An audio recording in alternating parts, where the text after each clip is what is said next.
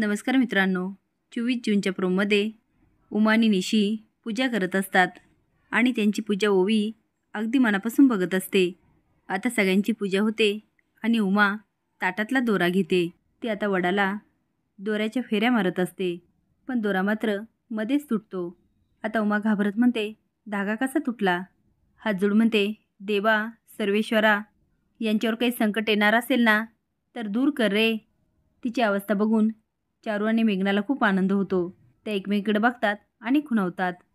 लाली मात्र अगदी तुच्छतेने वाकडं तोंड करते. काजूच्या कारखान्यामध्ये श्याम्या पैसे मोजतो. पैसे आदळत म्हणतो, 50,000 कमी आहेत. रघुनाथ म्हणतो, मी स्वतः पैसे मोजून ठेवले, त्यावेळेस त्यामध्ये 50,000ची गड्डी होती. श्याम्या म्हणतो, काय रे नंदू, आम्ही नसताना ह्या कपाटाला कुणी हात लावला होता का? नंदू म्हणतो, हे तुम्हाला आणि दादा खोतांनाच माहीत होतं, त्यांना सोडून मला का विचारताय?